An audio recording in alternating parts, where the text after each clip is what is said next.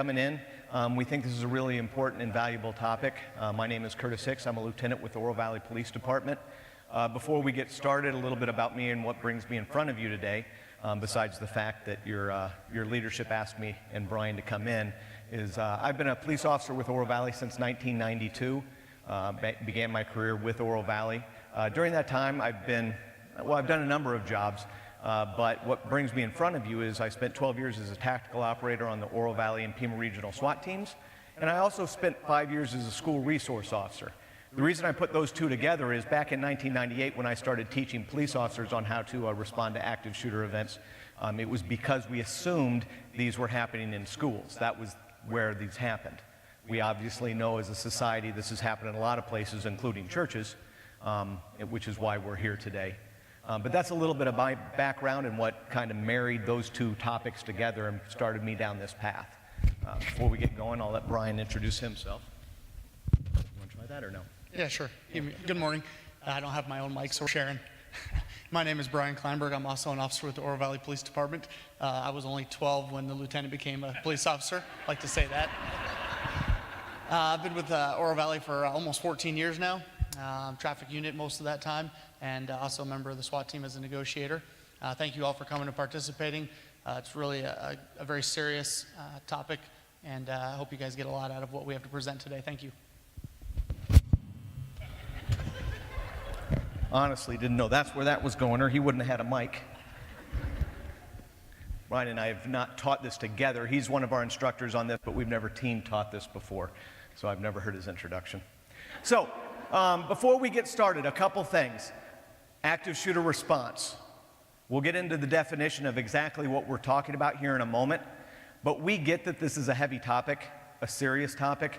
We don't know everybody's background. We don't know if some of you have actually been involved in an active shooter event in your life. You may have lost someone due to an active shooter. We're not aware of that background. The reason I say that is if this gets too heavy at any point, feel free to step outside. You're not going to offend us, but like I said, we want to make sure we're taking care of where you guys come from. The other part of this is we get that it's a heavy topic, but it's hard to get through without trying to lighten the load a little bit. So we throw in some jokes. We try to get off the topic from now and then so that we don't continue down this just heavy conversation. I say that so you don't think we're just making light of the topic. We're not.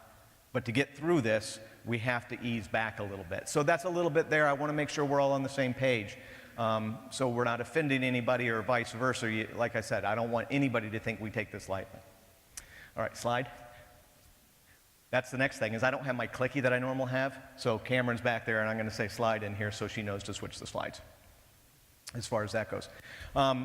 For us to have this conversation, the next thing is we all need to be on the same page. So I have a definition of what we're going to be talking about next. So feel free to read the definitions, but I want to dial it in even tighter. What we're going to be talking about is if you find yourself in a situation where people are actively and randomly being killed.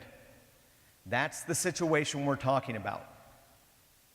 We're going to be giving some radical, strange strategies outside of an active shooter you wouldn't want to employ. For example, if you find yourself as a hostage in a situation, your best bet at survival is still to obey the hostage taker. This isn't a hostage situation we're talking about. People are already actively and randomly being killed. That's what we're here to talk about today. This isn't a crime of passion. Somebody didn't show up and just murder their spouse. You're a witness, and now they're not turning the gun on everybody. Okay? You still want to be a good witness in that situation. This is something where people are actively and randomly being killed. That's important because we need to be on the same page as far as that goes. So that's what we're going to be talking about. Next. This is your planning time. This is why we're here. This is your time to think about it in a very calm environment where you're not under stress. Because if you don't have a plan, you're going to have a very difficult time reacting. In fact, this is a new slide to our presentation. Obviously, these are quotes that just came out this year out of Kentucky. But the reason I have these quotes in here is these are two of the big takeaways we want you to take away as far as that goes. So let's look at them. He was determined. He knew what he was doing. It was one right after the other. Bang, bang, bang, bang, bang. This is one of the students saying this. This is what we want you to understand in an active shooter, is they're trying to get a high body count. You're not going to talk your way or behave your way out of being a victim. In other words, you're not going to say, well, that's Bob. Bob likes me. He's not going to shoot me. No, they want a high body count. Bang, bang, bang, bang. We can't have that mindset. We have to realize you have some options. The second is, I just froze. I did not know what to do. Another student. And these were back to back in the article I was reading. And again, I was like, wow, that's what people need to realize. The person who freezes is the person who's never thought about what to do if they find themselves in a situation like this. After today, you won't be that person that's going to freeze, because you're going to have some index cards in your back pocket, not literal ones, mental index cards, that you can draw from. So that's very important. Next. So before we get into what you can do, I think it's important that we talk about the history of active shooter, because I'm a firm believer that if we don't learn from our history, we're doomed to repeat it. I think most of us have heard that term before, right? And so these are some of the more historical and significant active shooter events that have happened in the United States. Now, we have Columbine listed at the top, 1999. That is not when active shooters began in the United States. The only reason that we have Columbine listed up there first is that's when we coined the term active shooter. Before Columbine, you wouldn't have heard the term active shooter. We didn't call it that. However, did most of us grow up with the term going postal? You remember that? That was an active shooter at a post office. That's all that was. They've been going on for a long time. Does anybody know who Charles Whitman is? Anybody remember Charles Whitman? Texas Tower Massacre, absolutely. 1966. That's 33 years before Columbine.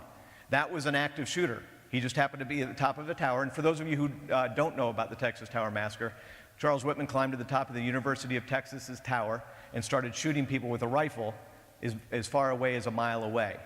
It's just not that impersonal active shooter that we think about, right? But that was an active shooter event. The other reason I'd like to bring this up is my father was there that day. He was a student at the University of Texas. He was in the Texas Tower. That was the registration building in 1966. He registered for classes. When he came out of the tower, there were some kids in some bushes pointing up at the tower saying sniper. Well, in 1966, that was the furthest thing from his mind. He thought it was just kids trying to get him to look up, haha, you made a joke. He walked across that whole mall, got lucky that Charles Whitman was probably on the other side of the tower shooting, walked across the mall, and when he got to another building, a bullet struck the plaque on the building he was standing next to. He darted inside at that point.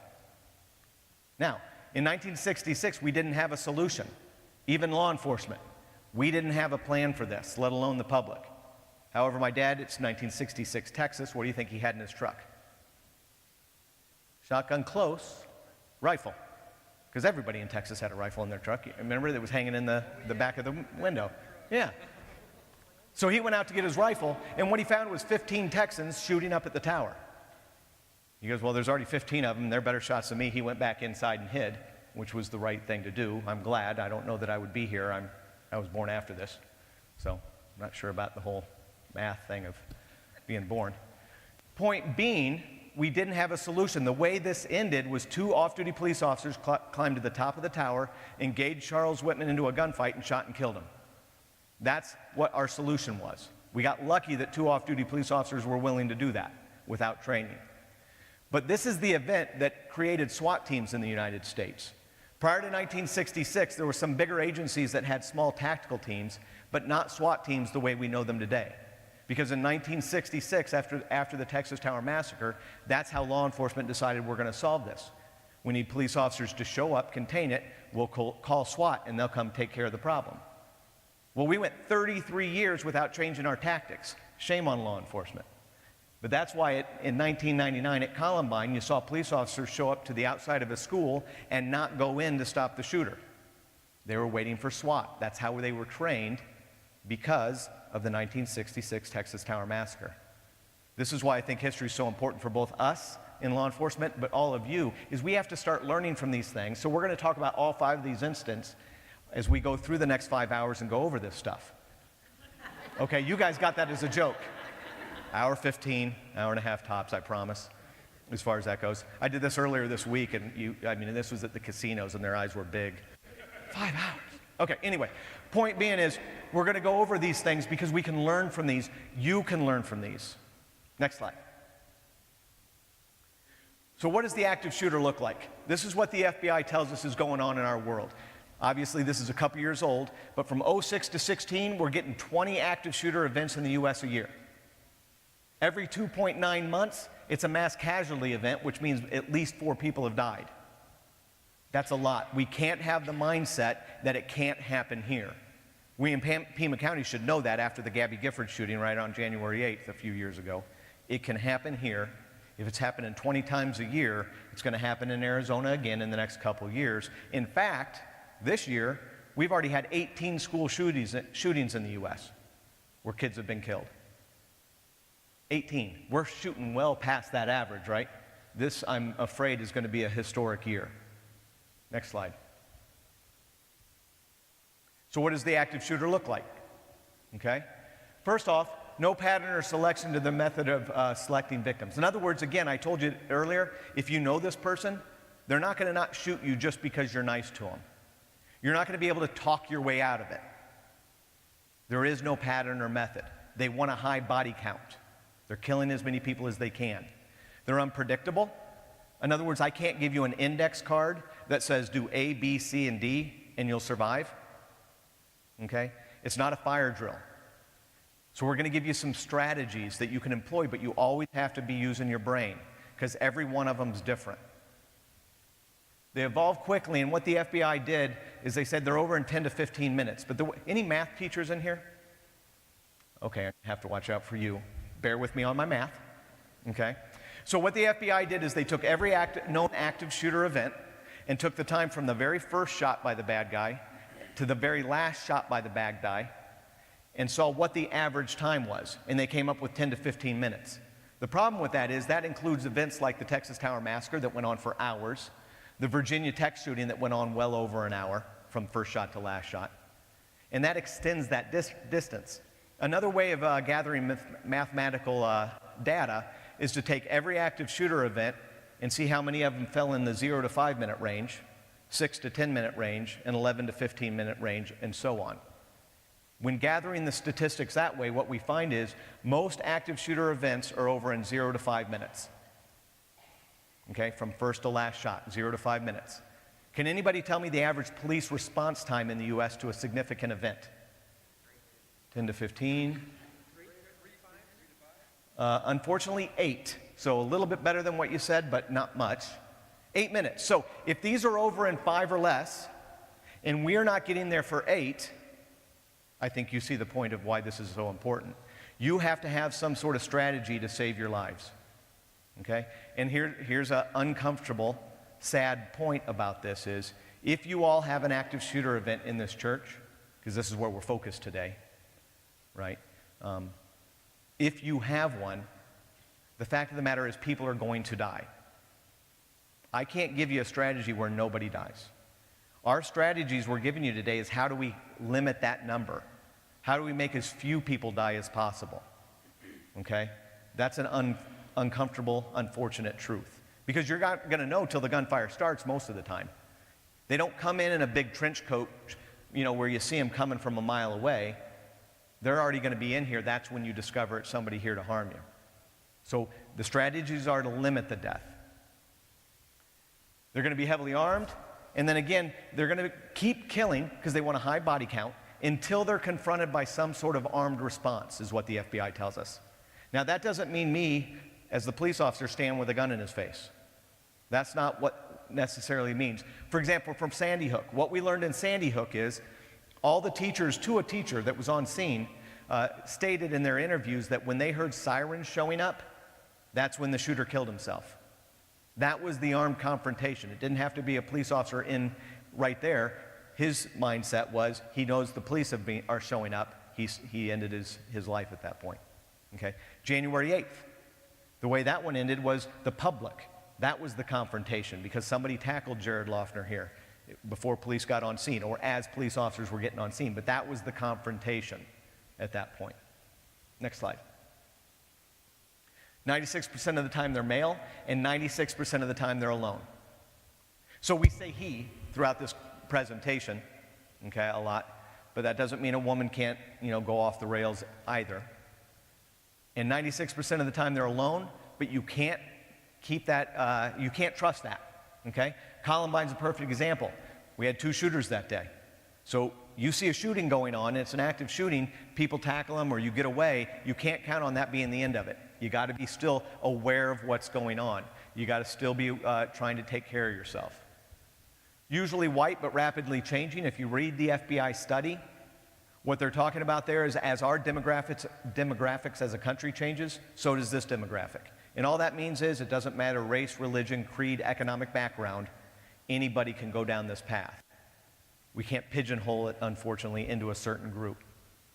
FBI also says they're usually described as different, but also if you read the study, it's after the fact. Because if you look at the next bullet, they have little or no criminal history. Most of these people aren't on the radar of law enforcement or, even the church radar of people that are causing problems in the church. It's after the fact that we pick this stuff up, okay? And then the FBI is finally, and this is just in the last 2 years, finally saying there's a mental health nexus.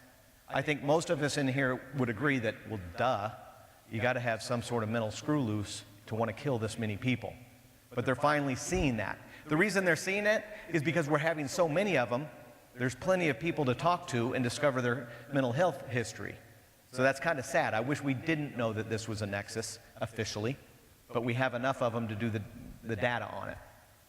Next. Rarely sudden or impulsive. Here's where it matters to you all. How many greeters or welcome team type members do I have in here? Okay. I'm willing to bet your leadership, or those in lay leadership, encourage you to say good morning to people and say hi if they're walking around, right? Why do we do that? Because we want them to feel comfortable here at the church. You want them to gain a relationship with Jesus Christ, I'm guessing. That's the end game for most of us. But there's an added benefit. Because they're rarely sudden or impulsive, that means they've been here before. If it's going to happen here, it won't be their first time on this campus. Now, it could be a member of the church who's been put off for some reason. I mean, let's get to the reality of it. But they are also, if they're not a member of the church who've been here a lot, they're going to be walking around to see where they can go. By you greeting people, somebody who's planning to do you harm will have been here 2, 3, 4 weeks in advance, trying to see if they can just go on unnoticed. As the greeters and the welcome team, as you guys are welcoming people, people who want to do you harm are going to be kind of driven away. They don't want to be noticed. They're going to feel uncomfortable that you said hi to them and good morning to them. And you may push them down the street. That's just an added benefit. Obviously, you're still going to greet and everything for the right reason and for the purpose. Just know that that's a benefit. So if you see somebody out just kind of meandering all over the place and not really interacting with people, go up to them and say good morning. Number one, it may just be somebody who feels uncomfortable here and just doesn't know what to do, maybe first time on a campus like this, but you may be stopping something. Okay, and this is how they end. Only 8% are getting killed by law enforcement. That means 92% of these things are stopped in a different way. I think the public perception is police show up and stop the threat. Reality, we're only killing 8%. 43%, I believe, are committing suicide, and that kind of is in that Sandy Hook type shooter. Once we get on scene, they know that's done. But another 45% are being arrested, which means they didn't actually intend on dying. They're giving up as police are showing up. For example, the Colorado movie theater shooting. The reason that event stopped is the shooter ran out of victims. They all ran out of the theaters. When he ran out of victims, he set his guns down and was sitting on the curb when police showed up. He didn't want to die, he just wanted to kill as many people as he could. So in that instance, it was running out of victims. Next. This is what they really look like. They don't look like Jared Loughner. They don't look like the Sandy Hook killer, with the sunken eyes or the crazy hair. They look like normal people. They look like you and I. What that means is they're not going to come through these doors back here and you're going to go, that's somebody we have to watch out for, just by their look. That's not going to happen. They're going to look like normal kids, normal adults. Next. So the next thing I'd like to do, before we get into what you should do, is do a little case study and talk about some behavioral indicators. I needed water. Because this is another one. I'm going to get on my soapbox for a moment, if that's all right, if you'll give me that latitude.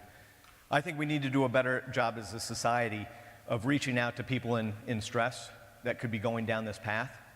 So I think it's important that you all kind of learn from this, because here's the thing. From case studies and behavioral indicators, you all have the opportunity to see kids born in this church, raised up through the church, and graduate into adult life. That's a lot of time to be able to get to know people and maybe see some of this stuff.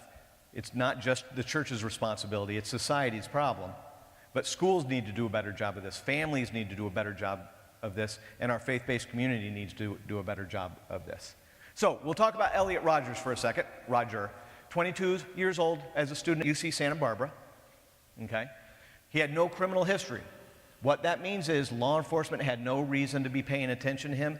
The school administration had no reason to be paying attention to him. He hadn't been causing problems. However, he had been seeing a psychologist from 8 to 18. Now, here's what's key. He'd never been officially diagnosed with any type of mental health issues. Why is that important? Because in our society, a free society, when he turned 18, he could get off of treatment. He didn't have to take his medication anymore. Parents and the psychologist knew there was something off with him, but it wasn't that he was psychotic or schizophrenic or any labeled thing. So he stopped taking medication. He's an adult. He gets to do that. We don't, as a society, with the laws the way they are right now, have the ability to hold him against his will without that being deemed incompetent. Never officially diagnosed, okay? But he felt isolated and bullied. And this is a big part of this. It doesn't matter if an individual is being bullied. The red flag should be the fact that they say they're being bullied, because it's just what matters to them.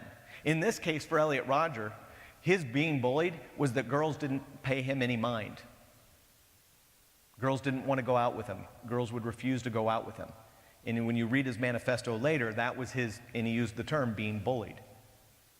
That's not really being bullied. I think as a society we realize, no, a girl doesn't need to go out with you. But that was his mindset. Next slide. So this is the 2-year window leading up from his dropout to his killing spree. Drops out in February of 2012, starts going to the gun range later in that year. Now, why is that a red flag? Because he'd never done it before. So just because you go to a gun range, that's not a red flag for people. But Elliot Roger had never done that before. Later in 2012, he buys his first gun. Again, this is a red flag because it's new to him. 2013, buys a bunch more guns, continues down that path. Then late 13, early 14, he starts publishing things online. That's where he starts basically saying, you know, I'm being bullied. Women are trying to purposely make me feel bad, stuff like that. Then publishes his manifesto, and that's just his long written dissertation of what he plans to do. Nobody ever reports this to police. Nobody ever has a conversation with him and tries to stop his mindset of where he's going. They just leave him alone. He's an adult. He's off on his own. And then 2 years, 3 months later, he kills 6 people, injures 14 more. That's a 2-year window that we need to do a better job in this society of recognizing this type of stuff. It's the red flags. Nobody stepped in on this one. Okay, next slide. So here's what we've got. What can you look for? And now the next slide. I usually have a clicker and can go right through this. The National Center for Analysis of Violent Crime. They need to come up with a smaller name, I think. Anyway, the point behind this is these are our best and brightest sociologists and psychologists in the U.S. as far as trying to figure out what's going on in the minds of people that are going to take these type of actions. Next. So here's what they say. Behavioral changes out of context. That was Elliot Roger. All that gun purchasing, all the going to the gun range because it was unique to him is something that we need to be aware of. Cruelty to animals, you know, kicking dogs and stuff like that, especially when they were always nice and real kind with animals. Threats and the stalking, everybody, we've all been broken up with, right? Most of us have been broken up with. That's a part of life. But it's somebody not handling it healthily. Healthily? Is that a word? Okay, we're going to call it a word. We have English teachers? Oh, right back there? I apologize. My mom was an English teacher. She would not be happy. Oh, she does? Woo! Good. All right, off topic. All right, not handling it well. That's something to be looking out for. Big changes in their life, divorces, loss of a child, loss of a parent. Looking for this stuff. Again, isolated, it's okay. Family changes, suicidal attempts, and then giving away their belongings. And what we need to be doing is when we see this, you guys have an opportunity in the church when you see somebody who's changed, stepping in and just seeing how they're doing. It can be as little as that. You never know what you're going to stop or what you're going to change as far as a mindset. As far as that goes, you never know. I think of a kid when I was at Ironwood Ridge as the school resource officer. He was a junior in high school. I'd known him since he was a freshman. Nice kid, nice family. Wrote a very disturbing paper in English class. Very disturbing, very violent. The teacher recognized this. She got a hold of the counselors. The counselors got a hold of the administration. They got a hold of me, and I called his parents. We all came together as a group and had a conversation. Now, what I'll tell you about this kid is he denied that he had any intentions to harm anybody. He said, I was just trying something out in my English class, writing some papers. After that, never had another issue with him. In fact, I know him today. He's a valued member of society and an adult now. The point being is, I don't know if that changed anything for him where he realized, no, my parents do care, the school does care. Or maybe he was never going to do anything. Don't know. You'll never know that person that you've touched. But we've got to do a better job as society. Clearly, Elliot Rodger is a perfect example of people just ignoring it. A lot of times it's uncomfortable, right, to confront somebody when you see them doing weird stuff or going down a path. You're waiting for them to reach out. You know, I probably said it myself before as well. Well, if they need something, they'll reach out. No, somebody in crisis actually doesn't. We need to be the ones to reach out. And like I said, it's across the board. So think about those loved ones you have in your life, the people you know, as they start to go through a crisis. So now I get down off my soapbox and we'll continue on with what we're doing, but I think it's an important conversation to have. Next. So this is why you're here today. This is what we really want you to take away is what can you do? The gunfire starts here in your facility. What can you do? You need to have some strategies. So we're going to give you 3 strategies. We're going to talk about running, we're going to talk about hiding, we're going to talk about fighting. The strategy you don't see up here is being a sheep. We can no longer be sheep in this country. And what I mean by a sheep is that person who just waits hoping they're not chosen. Bang, bang, bang, bang.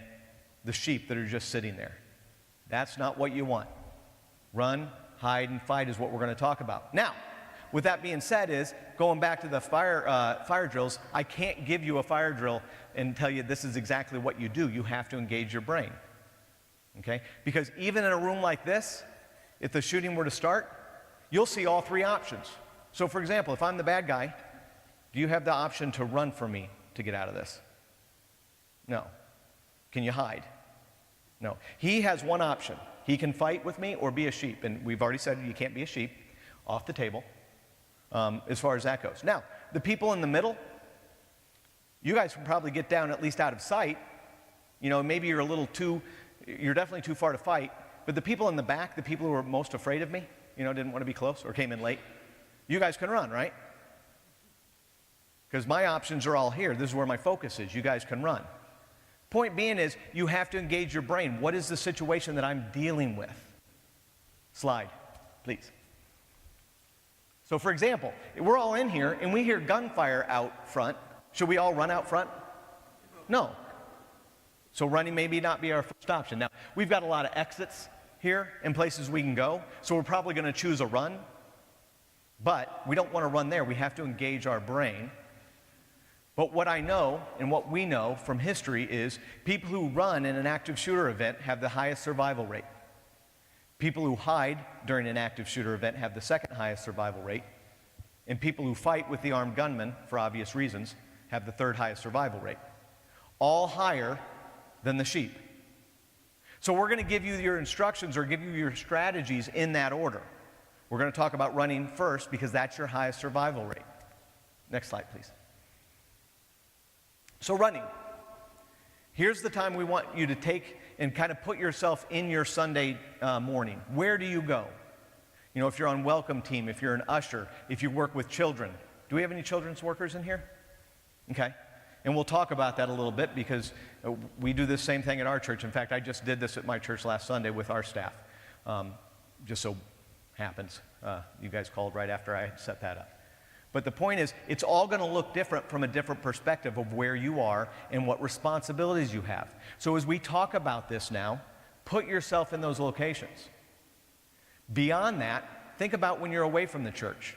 You know, we're here to talk about Sunday mornings, but reality is this can happen anywhere. So be thinking about where you work, where you volunteer, you know, where you go to dinner. Most of us go to dinner at, you know, the same 5 or 6 restaurants over and over and over again. Think about those locations. Think about the grocery stores you shop at, because it can happen anywhere. This is your planning session. And I mentioned it earlier, and I'll mention it again later, is if you haven't thought about it, that's when you freeze, that's when you panic because you don't know where to go. This is your planning session. So you have the escape route and plan in mind, right? We don't want you to walk away from here today thinking about this all the time, right? It's no way to live, to be thinking people are always out there to kill you. That's what Brian and I do. That's what, I mean, as police officers, that's a mindset that we have. So, for example, when I go to a restaurant, I'm sitting with the wall to my back so I can see what's going on, right? My wife knows that's where I sit. She won't take that seat even if the waitress tries to sit her there, except during football season. I'm watching TV, she's got the door, right? We have to have priorities in our life. That's football, then safety, as far as that goes. But planning, this is your planning session. Evacuate whether others want to go with you or not. In other words, if the information you have at hand says, I can get out that door and I know where I'm going to get out of this building, does that go outside? Okay, good. I guessed right. But if my information says that, do it. Don't have somebody go, no, let's just get down in the pews. Okay? Go with your instinct because you've already thought about this stuff. They may not have thought about it before. Leave belongings behind. You can get new stuff. You don't need your purse. You don't need your briefcase. You don't need your cell phone. Whatever's sitting around, just get going. And here's the other part for you all. Help others escape if you can. You guys now are going through this training. I promise you, having thought about this, you are going to react much quicker than the average person who's sitting in here. And the person and the people who are panicking or don't know what to do, if you're yelling, follow me, they'll follow you. They'll come with you. Get people to come with you. Think about those locations. For example, if you're an usher, you're standing in the back, you know, and the shooting's going on up here, you start yelling at people, you'll get their attention. Kids, have you guys thought through how you're going to evacuate with kids? You know, use those evacuation plans. For example, at our church with the nursery, we purposely bought a big crib that had these really big tires on them so it can go over curbs and stuff. So we can throw and it gets through the door, we measured it and all that. But we can throw all the little babies into the same crib and get them out at the same time. I don't know if that's what you want to do, but that's an option that we have. It doesn't mean that's what they'll do in the nursery right off the bat. They may hide. We'll talk about that in a minute. But we have options. Think about that here, what you can do in those settings. Where do you think you're going? How far should you run? What do you think? Yep. Run as far as you can is what's being said over here. You know, run as far as you can. You're out of breath, take your inhaler, and then keep going, right? Just keep going from that standpoint. When my kids were at Ironwood Ridge, they're adults now. Ironwood Ridge, if you have kids or grandkids that go there, they have good emergency plans there. But what they say is go to Wilson to the north and Cassis Church to the south. My kids were there. I told go to Coronado to the north and CDO to the south, right? You just get. We'll collect you later is the key to that. Prevent individuals from entering the area. You may not be aware of it. They don't have the same situational awareness you have. They maybe didn't hear the gunfire outside. Don't let them keep going in. Grab them as you're running out. Follow me. There's a guy with a gun. You know, that type of thing. Keep your hand. Why do I want you to keep your hands visible? What do you think? Okay, there's police officers coming the other way. I don't know if I heard it because I appreciate a lot of people answered as far as that goes. That doesn't always happen from that end. I'm not worried that police officers are going to shoot you coming the other way. I don't know of a single incident in U.S. history when it comes to active shooters where somebody running away from the scene was shot by responding police in that specific thing. But the reason I want you to have your hands where we can see them is this is what kills me. This is what Brian and I teach our police officers when we're talking about this stuff to cops, is you have to find their hands. Once I see empty hands, I'm just going to say, get out of here. I'm not worried about you anymore. It allows me to get where I need to go faster. If you all are running at us, we're looking for your hands to make sure you're not the bad guy. Now, could the bad guy have dropped the gun and be running with their hands up? And now they're not killing people either if that's going on, right? If the hands are empty. So that's okay. But get your hands up. It allows us to be faster in our response. And then just follow our instructions, which will be limited, which is just get out. You know, I'll be pointing behind me. The bad guy really shouldn't be behind us, or we've done something terribly wrong as police officers, missed something. But also, it may be get on the ground. Why do you think we'd be yelling at you to get on the ground? Okay, if he's in the same room with us, I can't shoot through you, and I want to stop it. So I may be yelling, get on the ground if I've got a rifle, because I can stop this if you're out of my way. But that's about it. It's either going to be get out or get on the ground. That's about all you're going to be hearing. Here's a hard one, especially here in the church. You guys care about your fellow members. You have a lot of friends. You have family here.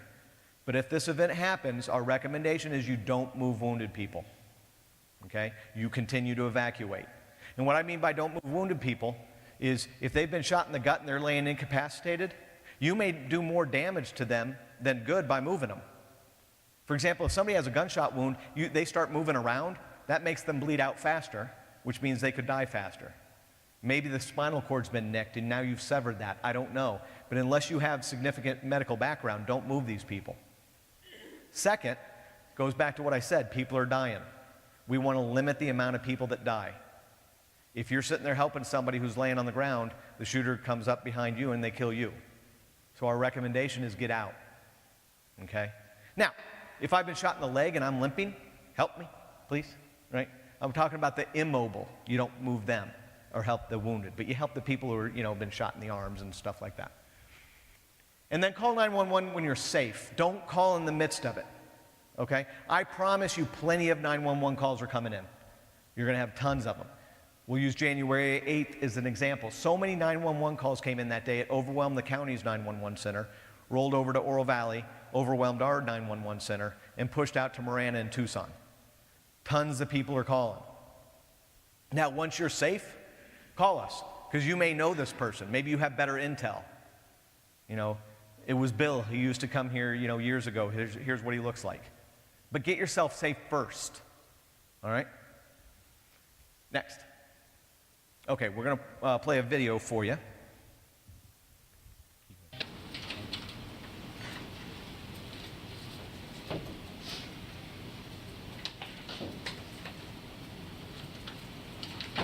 You ruined my life! You're paying for it!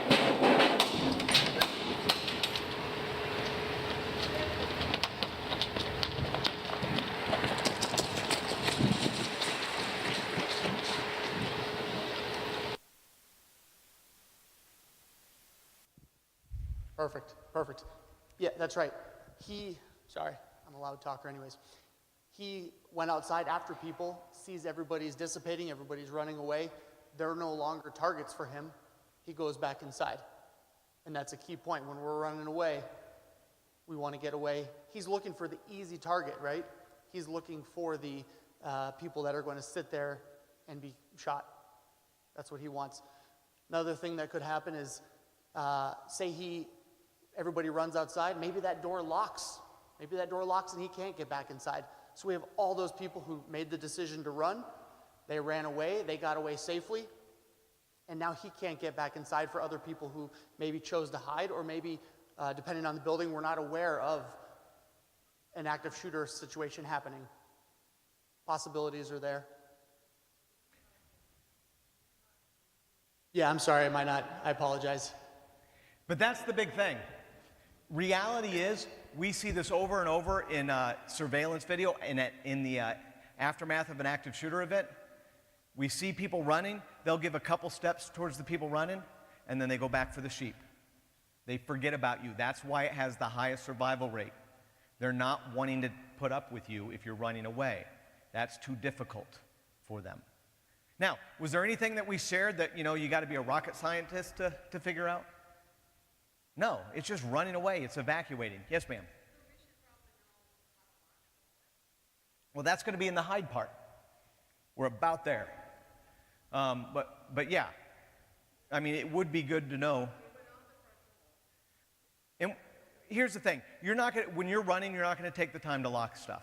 It's get out and go at this point, okay, from that standpoint. But that's what they're looking for. They're looking for those sheep. But it's just thinking about it. Now that you are thinking about it, you're putting those exits in your mind so that if it starts, you already know where to go. Yes, ma'am. And that's just it. And I didn't say it at the beginning. Running just means evacuation, okay? It's not, you don't have to be Usain Bolt, in other words. For example, in Sandy Hook, we saw a kindergarten teacher with a bunch of 5-year-olds all walking through the parking lot holding hands. Remember that? That was running. That was the evacuation. Every one of those kids survived. She made the right decision.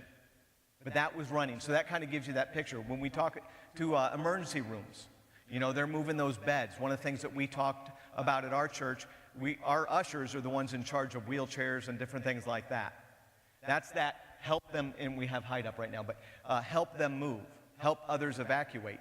It's grabbing people as an usher who already needs a walker. Maybe you're their walker at that point. It's helping people come with you, those lacking in mobility.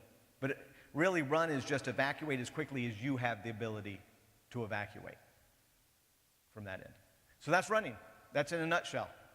So now let's talk about hiding, our second option, or if you can't run. For example, you're hearing gunfire, but you don't know if it's out there. You don't know which direction it is. If you don't know where it's coming from, you're not going to want to run right into the shooter, right?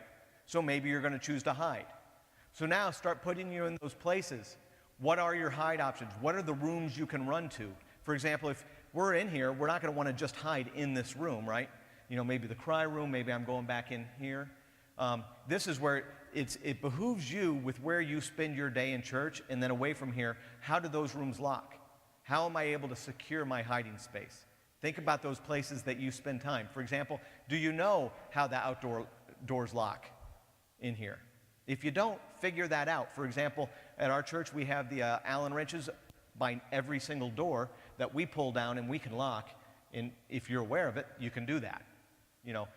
All of our staff, paid staff and volunteer staff, they know how to lock doors in our church. And each one's different because I go to OVCN, which is down by CDO High School, but we've got a building that was built in the 70s. We have a building that was built in 05, and now we're building a new building. They all lock a little different. So I have to figure out, and we have to figure out what works in each of those buildings. But they all work with an Allen wrench at our church. That just happens to be how it works from that standpoint. But be thinking about that now. On Sunday, when you come back, go to your specific locations that you spend time in and figure some of this stuff out, if you haven't already, from that end. So hiding, this is not a lockdown. And it's very important that I put this on the table because if you've worked in any type of facility that has lockdowns, or if your kids go to school any time since 2002, they've been trained how to handle lockdowns. But the problem with a lockdown is when we started talking about active shooters in 1998, 1999 as a society, we just said, oh, schools should just lock down. Businesses should just lock down. No. Lockdowns are not for an active shooter event, okay? Lockdowns are designed, so, for example, if the Oro Valley Police Department calls your church on a Sunday and says lock down your campus, it's because maybe we're chasing an armed robber and they're coming near your church, and if it crashes here at the church, we don't want you all walking around campus and getting involved in it. That's what a lockdown's for. It's not because something's happening here already, okay? If it's happening here already, I want you to have the mindset of we're trying to hide, we're not locking down. Because lockdown is very calm, just lock all the doors and wait for it to be over type thing. Hiding is, I'm playing hide and seek. Think back to when you were a child. You don't want to be found for any reason by the person who's it. The shooter is it. So you have principles, but you can't have a cheat sheet or a check sheet that you go right down the list. Be out of the active shooter's view. If I'm running into the cry room, that's the cry room, right? I thought I saw it labeled. He could still see through the window, right? So if I'm hiding there, I'm laying on the ground below the level of the window, so if he looks in there, he doesn't see me, right? I'm not just locking myself in there. If it's a lockdown, I just go and lock the door and I'm just sitting there. It's different as far as that goes. If you can get behind something that provides protection from bullets, do so. You may not have that option, but if you have that option, for example, in here, where you have your holy water. That's probably going to stop something if they're outside and spray bullets in here. You know, something to be thinking about. Getting in the corners. Lock and barricade doors if possible. And here's the other part about a lockdown, you always lock the doors. And this is if it's not going to give away your location. For example, classrooms. You guys have classrooms for the kids and different things like that for, you know, grade schools. But if you're in that classroom, if it's a newer facility, you may have to actually leave your room to lock the doors because of fire code. That's how they have to do it at the school. Figure out how your door's locked. Because if you have to open your door to lock it and the shooter's nearby, what does that tell the shooter? You're in there. So if locking your door is going to give away your hiding place, you don't lock it. If you can do, that's better. Barricading the doors. The door back over here. Can we barricade that door that's standing open? But can we barricade it? How? From inside there? But let's say the shooter's back there and we're in here. Can we barricade that door? What if we put tables and chairs in front of it? What does it do when the shooter gets there? Still slows them down. So you still can barricade. I just want to change your paradigm because a lot of times we think, well, we can barricade the inward swinging door, but not the outward swinging door. If you can, do so. Right? The accordion style doors, and I think you guys have them on their very front doors, the two big ones. You may not know how to lock those, but if you put a belt around the accordion portion of a door like that, very difficult to open. The way you secure your hiding space is based on what you have at hand. You don't have to do just the traditional lock the door. So if I'm in a door that's got an accordion, I may not even try opening the door to give away my spot. I'm just taking my belt off and cinching that down. And I will tell you, that's not because cops figured that out. It was Basis Schools, the one who told us about it, because we teach this class at the beginning of every year with Basis. After one of the classes, they went into their classrooms and figured out the best way to secure their doors, and they all brainstormed, and they came up with the belt, and that works great. So now we talk about it. But you guys are, you know, your creativity is the best thing you have at your assistance to hide. But to do that, you have to have thought about it so that you have good blood flow and oxygen flow to the brain so that when this is happening, you don't panic. Silence your cell phones. And again, turn off sources of noise and remain quiet. Do you guys ever play video or like video shows for the kids on Sunday morning? No? Oh, sometimes we play videos like VeggieTales. Anyway, point being is if you have any noise or sound going on inside the room you're hiding on and the shooter's close by and you turn it off, what happens? Same thing, you just told him where you are. So you can't have the index card that says turn off all noise devices. Only if you can do it without being found. So you have to think it through. Now, if the shooter's in here and you're in an outbuilding or over in the chapel where he can't hear, and this turns into a long protracted event where he can take time to find you, turning off the noise then is good because you don't want to draw his attention. But if they're close by, again, it's just using your brain. Next slide. Who's remaining calm? That's up there, right? Remain calm. As calm as you can. And I've hit on this a bunch. If you have a plan, you'll remain more calm. And then dial 911, again, if possible. If you're going to have to be loud talking on the phone and the shooter's nearby, don't call 911 yet. If it's going to give away your hiding spot. Same thing, it says, you know, just leave an open line. Unless the dispatcher's really loud. Like, because they're going to be concerned trying to figure out what's going on. Hang up on them if it's going to give away your hiding spot. As far as that goes. Should you call from, if you're calling 911, landline or cell phone? What do you think? Cell phone? Why? Okay, so that'll tell us what? What do you think it tells police?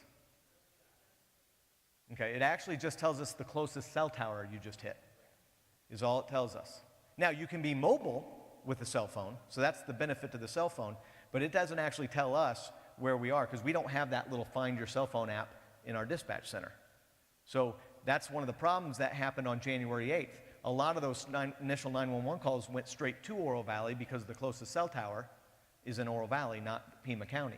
You want to call from a landline if possible because that will guarantee you go to the right jurisdiction. So here at the church, it will guarantee you're going to Oro Valley, which is going to be the closest police officers.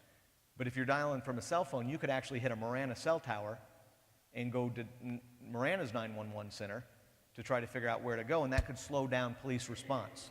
if you've got it. Plus, a landline will give us the address of where you are. So the cell phones will actually just, like I said, it's that GPS. Now, the two of you may have Find Your iPhone, so it'll tell you two where exactly you are in this building, but not us. So just one of those things to be aware of. But if all you got is a cell phone, call it. All right, next slide. Now we're going to watch another video. This one, they're going to hide. You hadn't figured that out. You ruined my life. You are gonna pay. Get down now. I've been shot! Get down, get down, get down.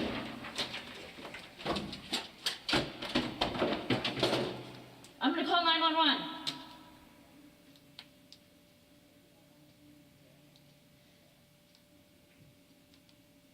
Okay, I'm gonna throw this through the window. Okay, Sarah, we're gonna get out of here.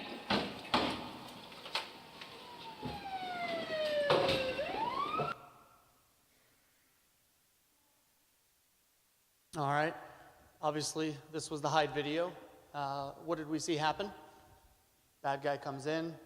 People down the hall, we don't know where they were, but they moved to a room where they can hide themselves. And then what did they do? I heard it over here. They barricaded the door, right? I wish we all had that little ladder that fits perfectly underneath the door, right? That was perfect. But like the lieutenant said earlier, this is all stop. So if you have chosen the hide option for whatever reason, that's what you chose, then we're going to want to barricade. We're going to use anything in here we can, from the small tables to the large chairs to the piano. I mean, we have a lot of people in here that we could barricade some walls with here. Did you see the lady with the cell phone? What did she do with her cell phone right before she called 911? Did anybody see? She hit the side of it and turned it to the silent function. Turned it to the silent function so that in case something else happens, even if she's being quiet, the dispatcher can still listen to what's going on, right? And then what did that second lady do? They've barricaded in the room. They're calling 911. They've silenced their phones. What did that last lady do right before the video cut out? Did anybody see it? That's right, yeah. Just because you've chosen to hide doesn't mean that is the end right there and you stay put.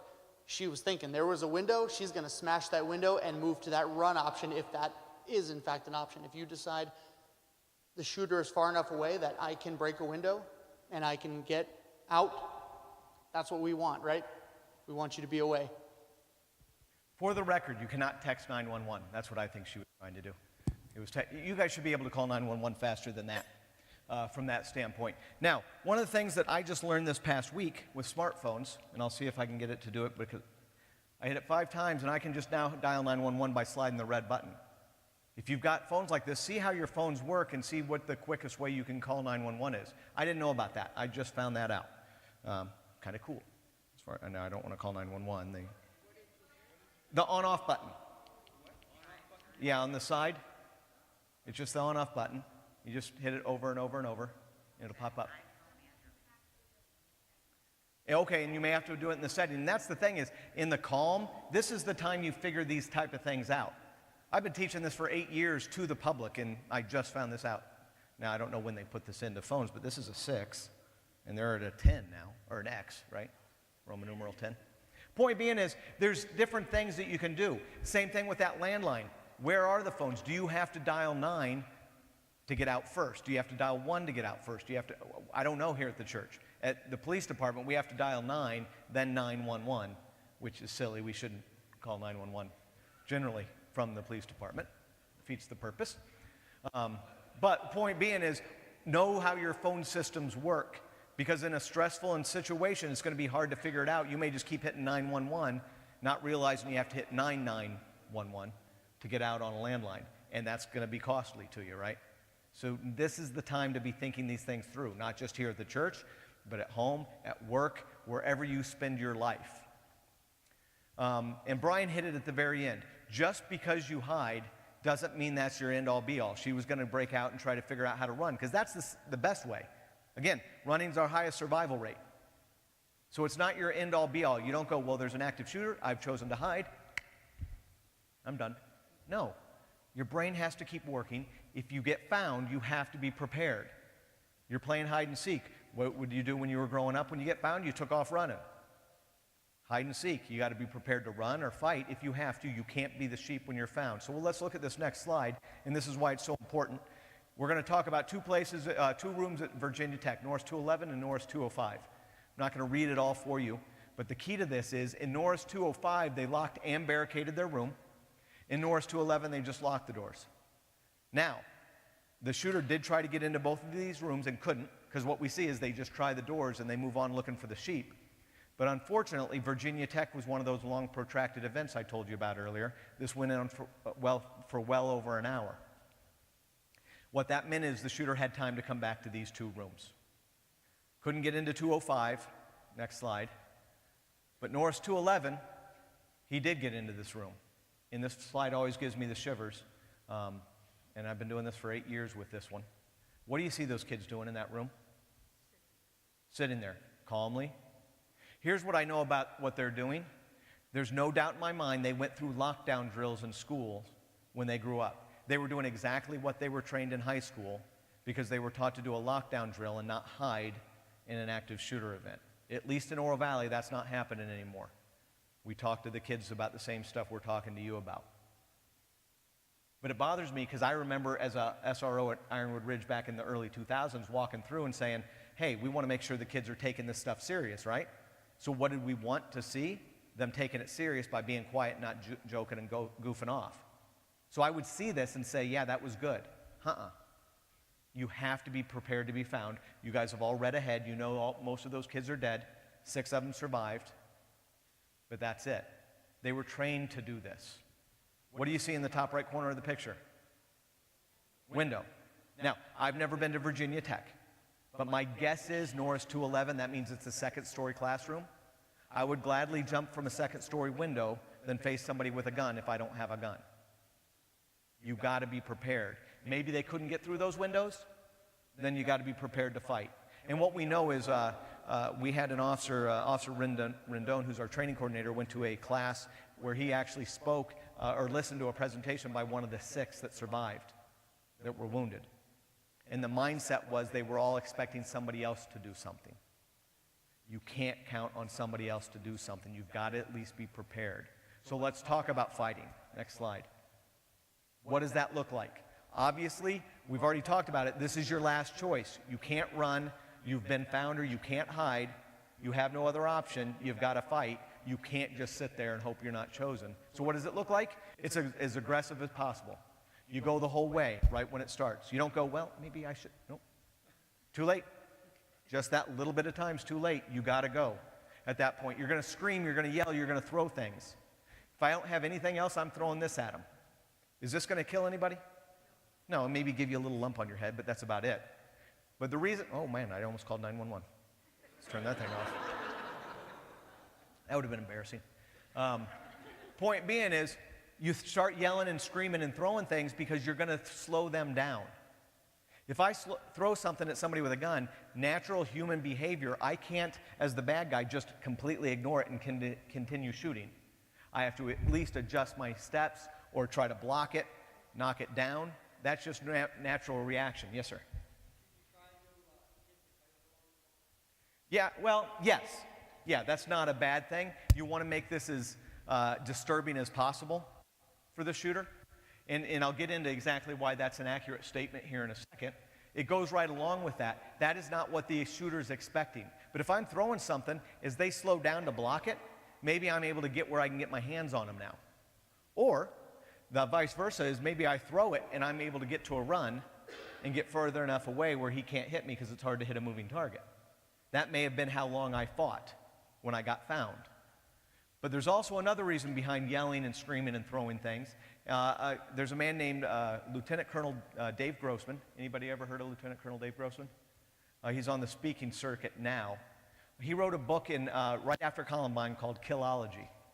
It's a very disturbing book, but if you're interested in this topic, it's a very good book. He's also a psychologist, and he wrote the book based on interviews he did with killers that survived these events. And what he talks about in one of his chapters is the mindset that these active shooters have when they're killing people. And what he found was, to a person, they all played first-person shooter games on video. Now, He makes it very clear that if you have a child or a grandchild that plays first-person shooter games, or if you play first-person shooter games, you are now no more inclined to be an active shooter than anybody else. There's no correlation. But it's converse. These people who've done it have spent lots of hours learning how to kill people very calmly and concisely. Because what happens when you're playing a first-person shooter game is you're sitting in your bedroom or sitting in a living room and you're just killing people on your TV, and then nothing ever happens to you. Nobody's yelling at you. Nobody's hurting you. Your avatar dies, and it repopulates, and you go on calmly and collectively killing people. And what he found was this was the mindset these shooters thought they were going to have. That's what they were expecting. So they were just calmly killing, bang, bang, bang. When people started yelling, fire alarms, screaming, throwing things, it doesn't stop them from killing you, but it slows them down. Because they're like, wait, what Dave Grossman writes about is just how they were unexpecting that and how they had to take a second and go, wait, why is this happening? This isn't what should be happening. It just slows them down. So you're being as aggressive as possible just to throw them off their game. You want them to be less effective killers than they were before you started fighting. That's the key to that. Next slide. There's also something called the law of cubic centimeters. And all this really means is a really big man can be held down by a bunch of small people eventually. You just basically pig pile the person if you have no other options. You guys know what a pig pile is? A dog pile with police officers? Okay. Thank you. We get to say that. I don't. Or you don't. I did. I said it. Anyway, but we actually talk about that at work. We talk about pig piling people because that is one way you can actually restrain somebody when you don't have tools or weapons, and it's a very effective way. And point being is, if it happens here in this sanctuary on a Sunday morning, there's going to be a lot of people right there if you react, and if somebody reacts just to jump on top of them. That's what happened to Jared Loeffner. People just grabbed him and they pig piled him. They used the law of cubic centimeters. It does work. It's uncomfortable to be thinking about, especially if you're in charge of children. Kindergartners, it's not going to work, but I will tell you, starting at about 5th grade, which is better? Everybody standing back when the shooter comes into the 5th grade classroom and waiting to die? Or you guys try to jump on them? If some of the kids die, that will probably happen, right? But it's better than just sitting back and waiting to die. It does work. And the reason I say 5th grade is it happened to me with my son, who's 21 now. But when he was in 5th grade, he and his friends jumped on me, and eventually they had enough of them where I was restrained. It works. I couldn't move at that point. Next slide. Here's an example of it. We're going to talk 2 slides. This first slide is about Kip Kinkle. He's the killer. I don't really care about him. But what this slide says is he came prepared to kill a bunch of people in school. This is 1998, before Columbine. But he ended up killing 2, wounded 22. Okay? He was a very calm, collected killer. Look at that. With 37 of his 50 rounds, that's what he did. He hit 37 targets. It's because he played a lot of first-person shooter games and was very calm, collected killer. That's much better than the military and law enforcement when we shoot our guns. It's because we know the ramifications. It's very, very stressful to us. And I mean that both military and law enforcement. That's why we're not as effective. Active shooter people, that's all they're looking to do. They're very effective killers. Next slide. Here's who I want to talk about, Jacob Riker. The thing about Jacob Riker is he was a wrestler at the school. Doesn't matter that he had a fighting background. Anybody can fight back. He also knew what it meant when a gun went click. You don't have to know anything about guns to fight back. In this case, Jacob did. But Jacob was one of the first ones shot in his classroom, got shot in the chest. If you get shot, you're not dead. You can still fight back if you've been shot. You know, a lot of times we think about that in the movies. I've been shot, I'm just out. No, you are not dead just because you've been shot. You have the ability to fight back. Jacob recognized that. When the gun went click, that's when he chose his option to fight back. Now, Kip had another gun. He shot him in the hand. But once Jacob got to him and grabbed him, that's when it kind of woke up the other kids in the classroom, and they all jumped in and did the law of cubic centimeters, and that's what stopped his killing that day. It wasn't the whole class coming together with a plan. It was one person going, I can stop this. That's what, just having been in this class, if you start to fight back with somebody like this, others will join you.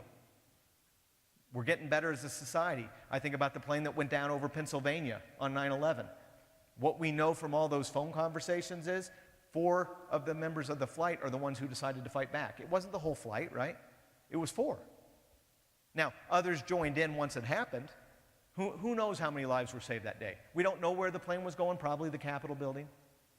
But they saved lives. Nobody survived on that plane. That's sad. But I think most of us in this country would agree that that was a heroic thing to be doing. We're getting better at this. Next slide. So, based on everything I just said, what do you see here that could be used as a weapon? This is an office building.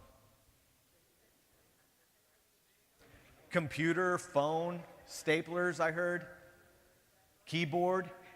Is there anything that you can't use? No. But just like running and just like hiding, you still want to engage your brain and figure out what you have that's your best weapon. Think about your, like I said, where you spend on Sunday mornings. If you're in a classroom, if you're out in the front lobby, what are those weapons you can use? Okay? I haven't been here before, but let me take a look. Is there any pencils in here? You guys aren't allowed to write during sermons? Is that the case? My church, I have a bunch of pencils. Point being is, who hasn't been stabbed with a pencil in their life? That's a good weapon. You know, you may have those, but you're right. I would probably throw the hymnal over the Bible, you know, just from a spiritual standpoint. But, I mean, most of you bring pencils or pens to write with. That's something right in your hand. But you got to be using your brain based on that environment. So I'm going to show you a video next, and we'll talk about it. The first weapon is the CPU, the big computer that she throws, if we can get this to go. There we are. That's regular drywall in your house. That's sunk right in there. Now we'll use a stapler.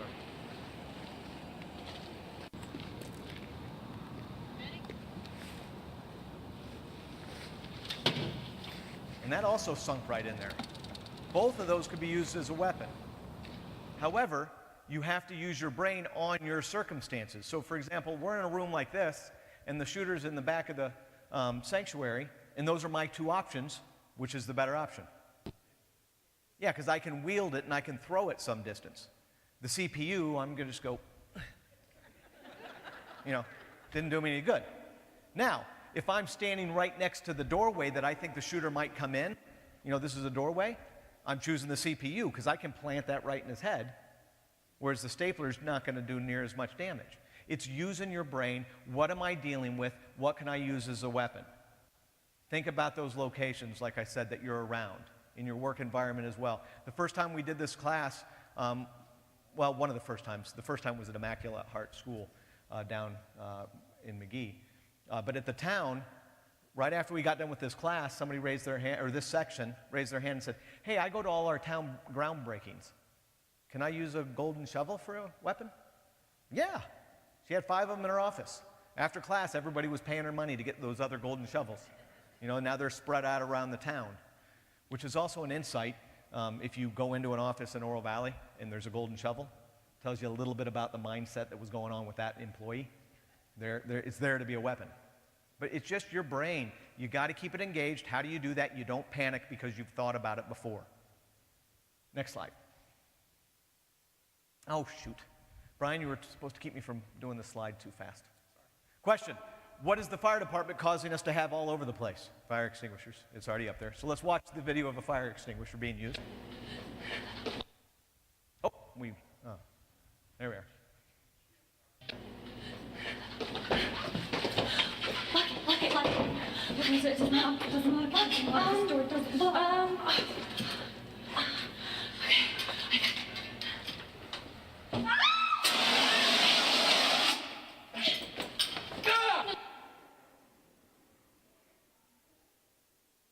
What'd you guys think about that? Right? We all think we can swing that fire extinguisher. It's metal, it's heavy, it's not going to feel good. But what about spraying them first to disorient them, right? Have you ever held an empty fire extinguisher? Probably still do just as good a damage, right? But now we've disoriented them. What does that provide us the opportunity to do? Maybe a better target to hit, maybe an opportunity to run, or for other people to run, I don't know. But it's thinking outside of the box, using that brain, remaining calm, as calm as you can. And that's what's great about this one. Brian said it, using that brain. When we set those ladies up to go into that room to run that drill, what we were expecting was they would just use it to and pretend to hit them. It was them that came up with the idea of pulling the pin and spraying them with it, which is good that the role player was wearing sunglasses because he wasn't expecting that either. That would have been a bad day. But it's because they were using their head. We didn't make it as clear as we should have, which is just pretend to hit. They were thinking about this stuff. Same thing you guys can do. I guarantee you there's weapons that you may have at your disposal that I didn't even bring up that you're thinking about. But again, it's your last choice. If you can run, run. Evacuate. If you can hide, hide. It's your last resort, okay? So that's really it. If you take nothing away from today, run, hide, fight, don't be a sheep, okay? That's what you want to be thinking. And the reason we use run, hide, fight, it was based off of the Department of Homeland Security has the run, hide, fight model. That's the platform we use. It's endorsed by the National Tactical Officers Association, which is a very reputable organization. And so that's where we developed this PowerPoint for you. There's others out there. There's one out of the University of Texas Southern that's called Avoid, Deny, Defend. Real good, same stuff. Avoid means to run, deny means to hide, and defend means to fight, which is easier to remember. To me, it's run, hide, fight, and that's why we're behind this one. There's another one called ALICE. And what I will tell you is the L in ALICE stands for lockdown. I don't know what the rest of the acronym means. That's too difficult. That's the reason we're using run, hide, fight. But there's other models out there, so if you see it, you know, it still bases on the same information, which is you don't want to be a sheep, you've got to do something to defend yourself. So the next thing I want to talk about is what should you do once we in law enforcement get on scene, because I think that could be beneficial for you all as well. Like I said, if nothing else, run, hide, fight. Yes, ma'am. Yeah, if you can't move, yeah, that's what you've got. Now, like I said, if you've been shot and you're able to be mobile, you're going to fight back. And here's what's coming, and that once law enforcement on scene, here's what we're going to do to help you as well, is what we'll go into. But before I can talk about what you should do when we get there, what do you think we're doing, A, B, C, or D? D. D is where we are now. Still, I hear people saying C, thinking we're going to contain it. That's what we were doing because of 1966. We stopped that in Columbine. Now we're going direct to threat. So that's the term we use. First officers on scene are going direct to threat. Next slide. The reason that's important and why it's important for you is if I get on scene and you've been shot, I'm not helping you. I'm stepping over you, and I'm going directly to the threat. It's important for you to know that so that you don't panic again, because if you've been shot and you see a police officer showing up, you think we're there to help you, right? That's what you want?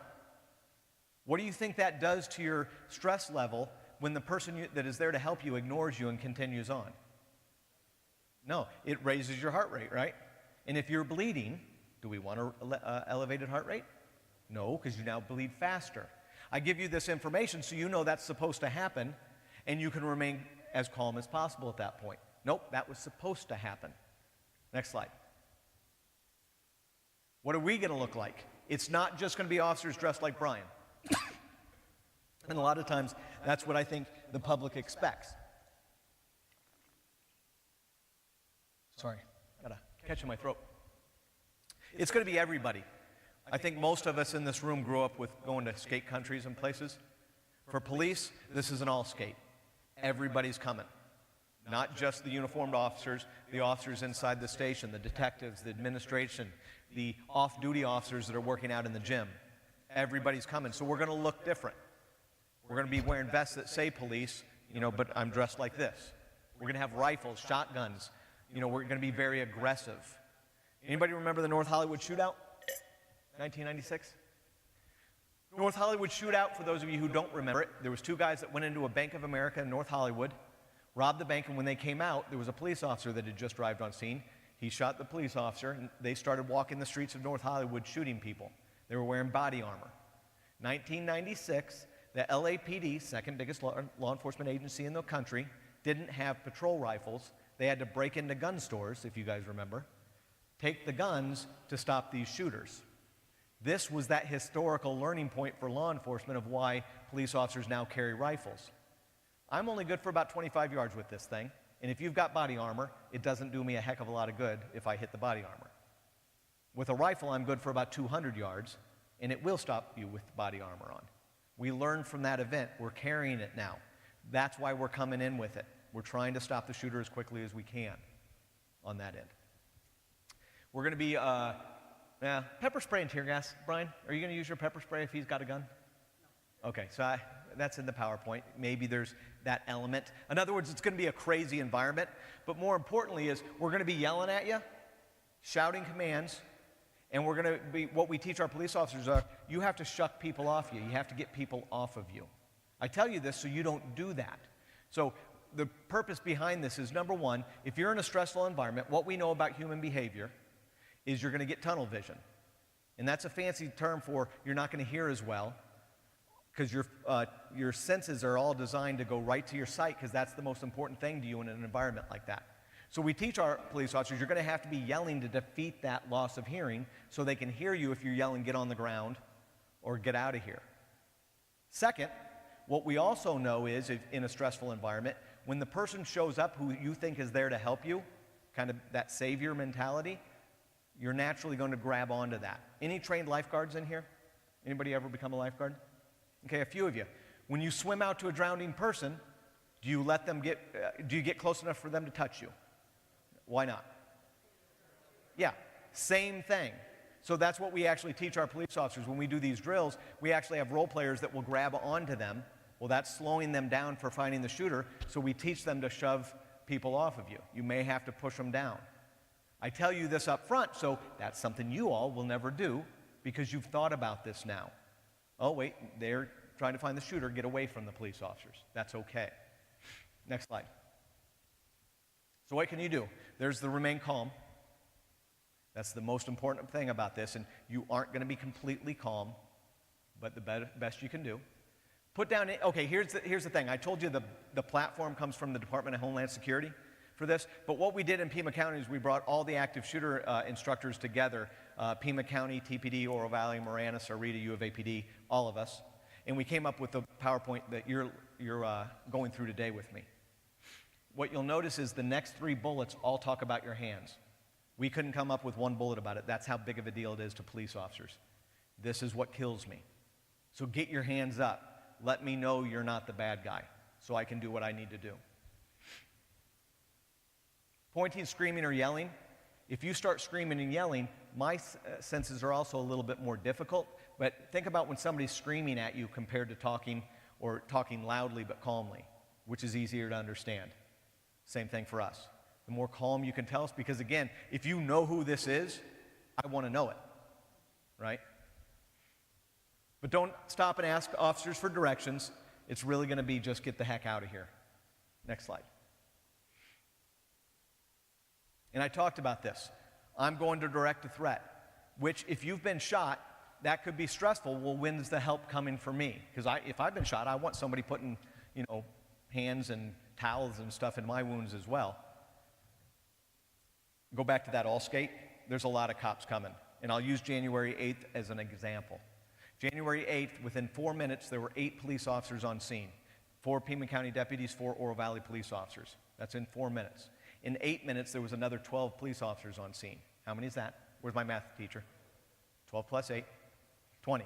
So in 8 minutes, we had 20 officers on scene. Now, I told you the national average for a police officer to get there is 8. You are fortunate that you are going to church in Oro Valley. We have higher, we have higher staffing rates than some places in the country, so it will be quicker. January 8th is an example. It may not be those exact timelines, but there were 20 officers on scene within 8 minutes, which means there were plenty of officers to deal with the shooter and plenty of officers to start putting hands in wounds. And that's exactly what happened. Okay? I've spent a lot of time at Oro Valley Hospital and Northwest Hospital. We did this class for their emergency rooms and their administration. And they, to a T, have shared that within 8 minutes, if you've been shot, having somebody start rendering aid is very, very positive for a gunshot wound as far as survival rate. Now, you get shot in the heart, the head, or an artery, no amount of time is going to do it. But you've been shot in the gut, even a chest wound, stuff like that, that is a very fast response. Everybody's coming. If it happens here, you're going to have Oro Valley showing up, Pima County showing up, Marana showing up, all in short order. It's not just Oro Valley showing up. It's going to be a lot of people. On January 8th, it was Pima County, Oro Valley, and DPS that got there. When I got there, and I was there in 18 minutes, and I wasn't even working that day. I was at home when I got the call within the first 4 minutes. When I got there, there was over 50 cops. and that's at the 18-minute mark. A lot of people doing good, and a lot of EMTs and paramedics on scene. Now, on this slide, you'll see it says rescue teams. What a rescue team is, after that first wave goes in, the next wave of police officers are going in, and if you've been injured, they're bringing you out to paramedics. But we don't even do that anymore. We're further down the line. Now we do what's called Rescue Task Force, and I just need to readjust the slide, and I haven't done that yet, sorry.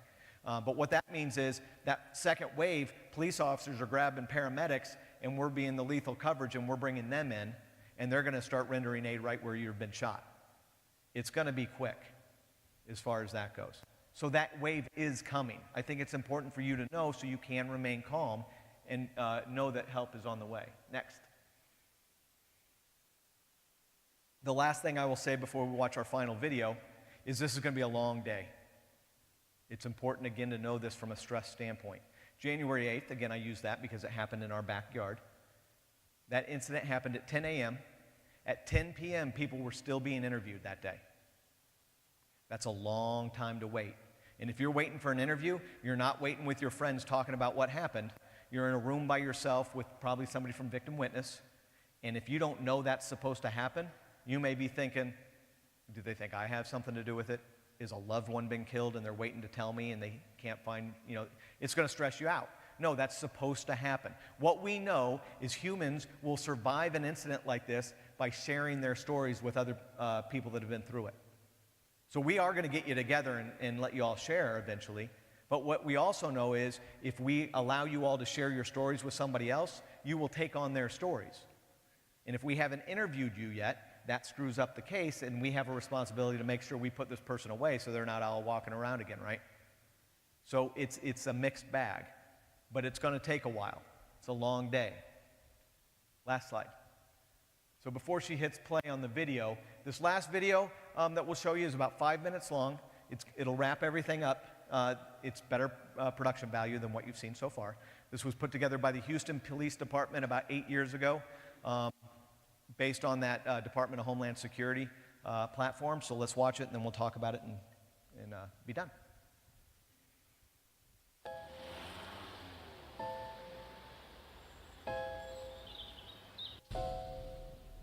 It may feel like just another day at the office,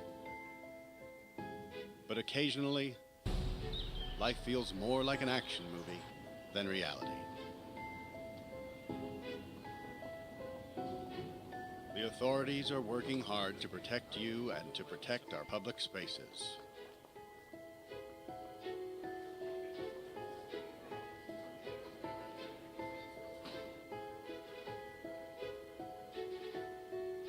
But sometimes bad people do bad things. Their motivations are different. The warning signs may vary, but the devastating effects are the same. And unfortunately, you need to be prepared for the worst.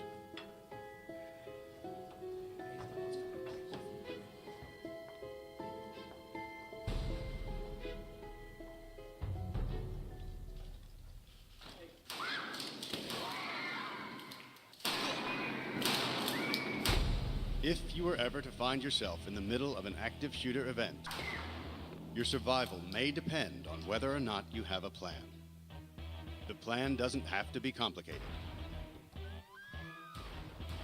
There are 3 things you could do that make a difference: run, hide, fight. First and foremost, if you can get out, do. Always try and escape or evacuate, even when others insist on staying. Encourage others to leave with you, but don't let them slow you down with indecision. Remember what's important: you, not your stuff. Leave your belongings behind and try to find a way to get out safely. Trying to get yourself out of harm's way needs to be your #1 priority. Once you are out of the line of fire, try to prevent others from walking into the danger zone and call 911.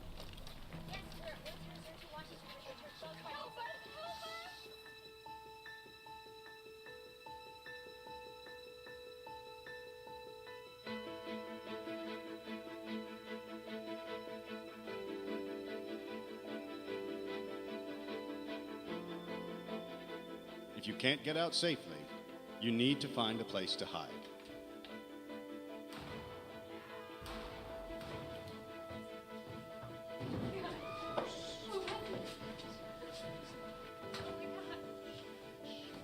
Act quickly and quietly.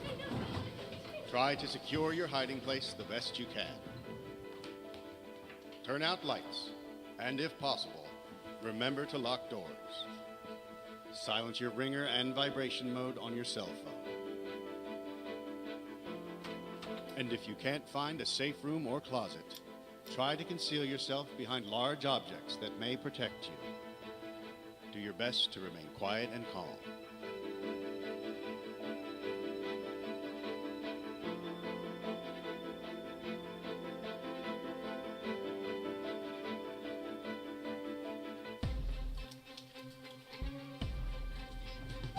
As a last resort, if your life is at risk, whether you are alone or working together as a group, fight. Act with aggression. Improvise weapons. Disarm him. And commit to taking the shooter down, no matter what.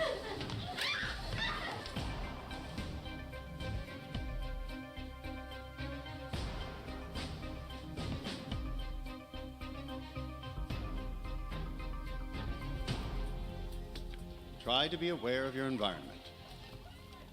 Always have an exit plan.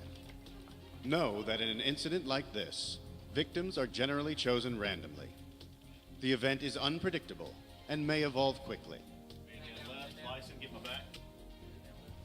The first responders on the scene are not there to evacuate or tend to the injured. They are well trained and are there to stop the shooter.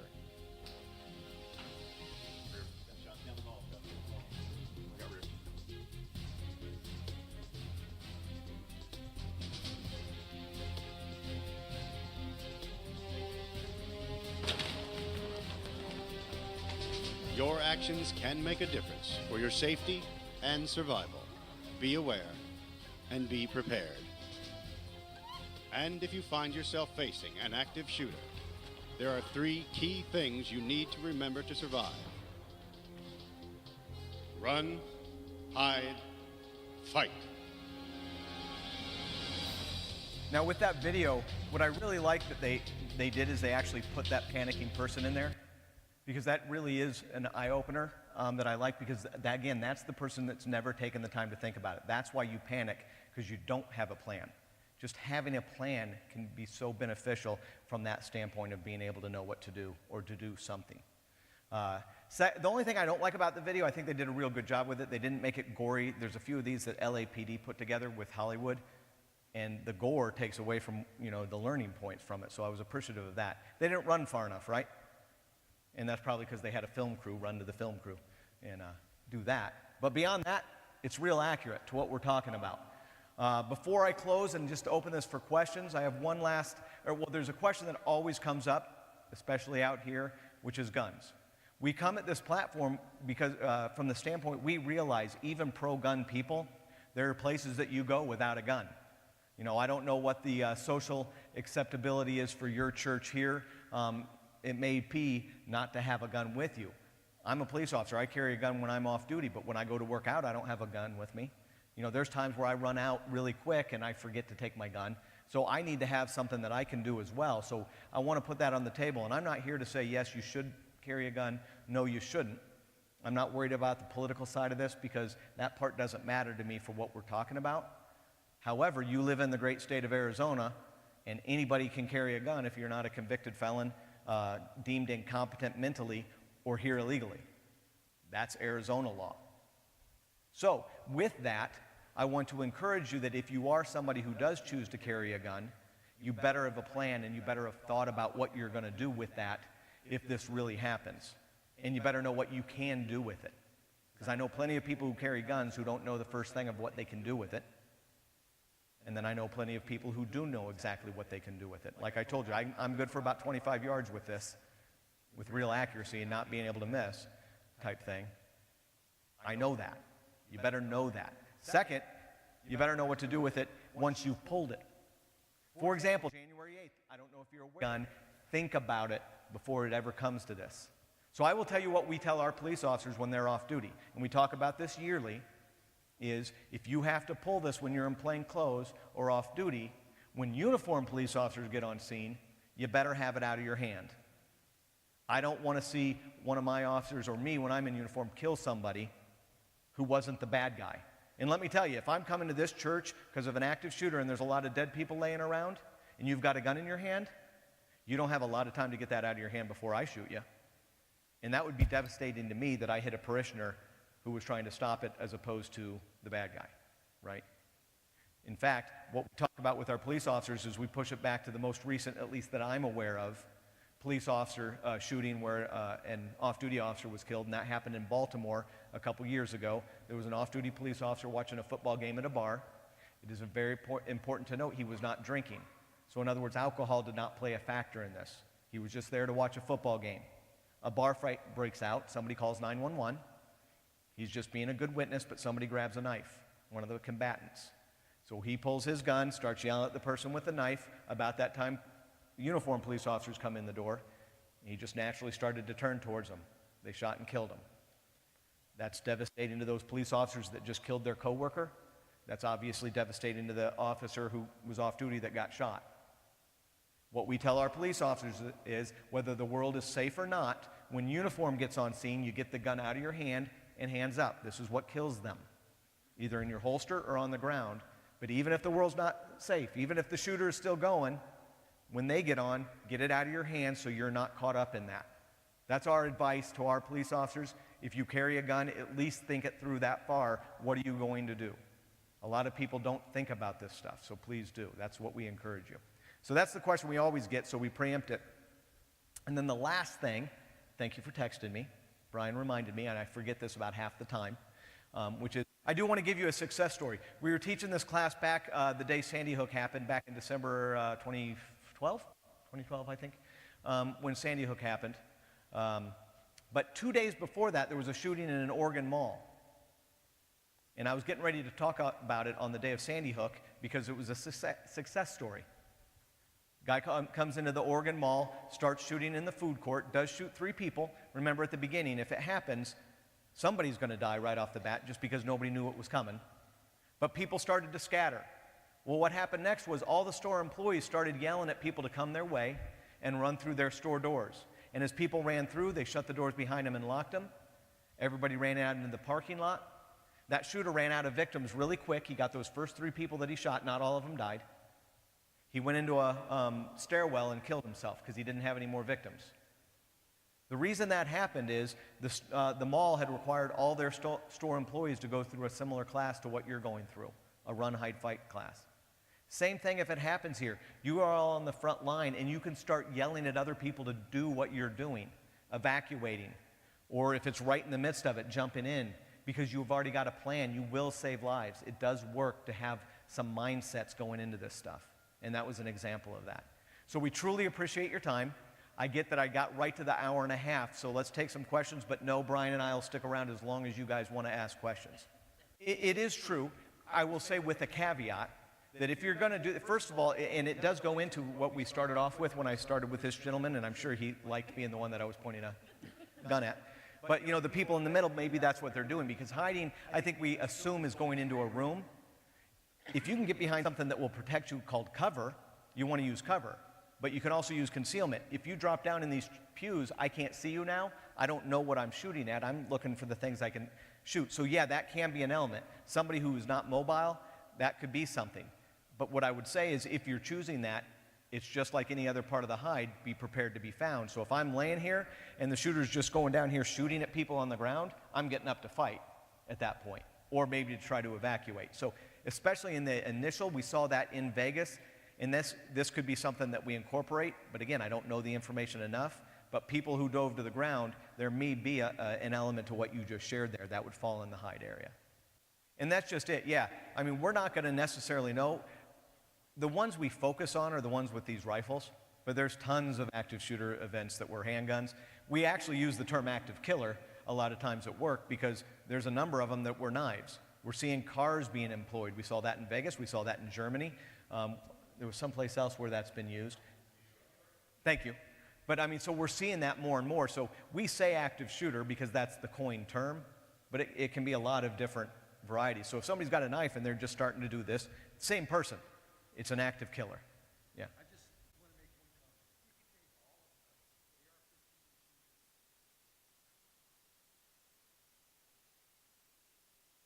Okay, and what I'll say to that, we are very careful, especially in the official capacity, we're not getting into the politics side of things, and there's an element to all that.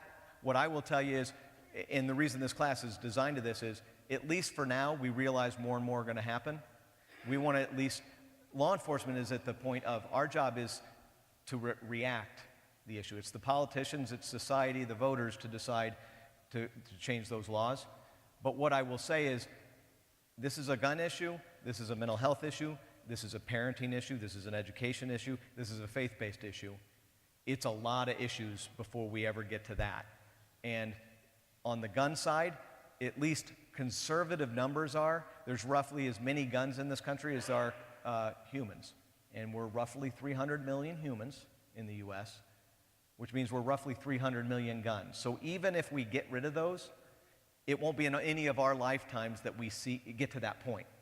So we've got to put everything together, not just, because right now we see two parties talking about two different issues. And it's not just one of them, it's both of them and a bunch of other stuff. And it goes into why I thought that case study is so important, because we just have to do a better job as society. But it's all those things. It's a civil freedoms issue. You know, part of this stuff that we're talking about, and that's why I hit that mental health side of Elliot Rodger, we couldn't hold him. It's because we care about our civil rights, and the question is, and I don't know where I fall on this, but I'm just saying, we as a society have to decide, are we willing to give up some of those civil rights because of this issue, but not on the other one? I mean, it's so complex. There's no way for me to give you an idea of what is the exact answer.